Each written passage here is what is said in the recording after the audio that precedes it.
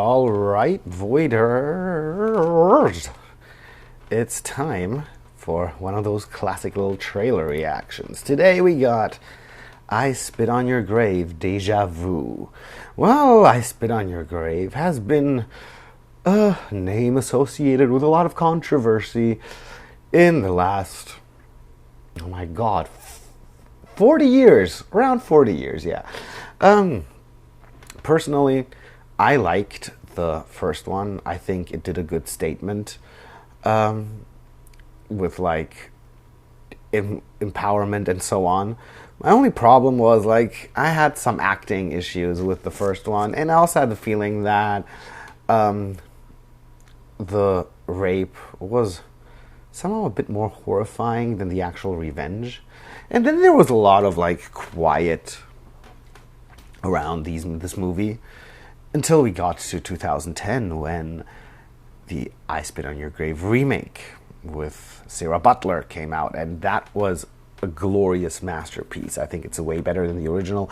It belongs in my list of best remakes ever. It is just totally over the top, but absolutely gut-wrenching because you really feel for her and you like totally love it when she gets her revenge. After that remake, 2 sequels followed. The second one tried to be heavier and was heavier than the 2010 remake, but somehow the actress in the lead didn't really cut it, and the revenge again didn't seem as heavy as we would have hoped for. Afterwards, we got a third part where Sarah Butler returned, but this edition of it felt a little bit more like the wet dream of a feminazi, if you know what I mean. It's just a bunch of women hating on men, and sometimes like for these totally fucked up reasons taken out of nowhere. Like it's basically has this entire all men are bullshit premise. So now we get I Spit on Your Grave, Deja Vu. And this is sort of giving I Spit on Your Grave the Halloween treatment, and this movie is a direct sequel to the very first I Spit on Your Grave. And I'm just wondering how this is, so let's check out this trailer. Oh, I now see that this is also tied to the remakes. It's called I Spit on Your Grave 4 Deja Vu. So this is basically a direct sequel to the 70s I Spit on Your Grave by the same makers of the trilogy. Let's check this out.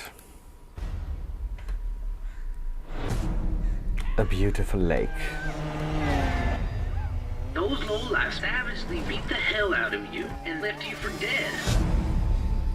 After you seduced them, and boy did you make them pay. They're taking scenes from the first one.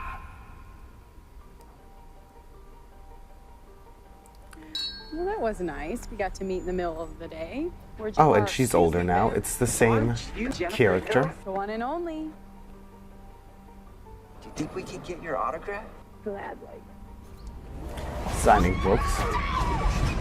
Welcome back, Jennifer Hills. You made each of them died painfully. But the way you let my husband die, there ain't no way more painful than that. It's people who are taking revenge on her for what she did 30 years ago. What you do to me, but leave my daughter alone. 40 years ago. What are you gonna do to my mother? She made a hole in my heart. I am intrigued. You're sicker than your mother. This looks heavy. This looks like there's going to be some serious shit happening. I got my mother's cheeks. But I ain't got her forgiveness. Oh my god.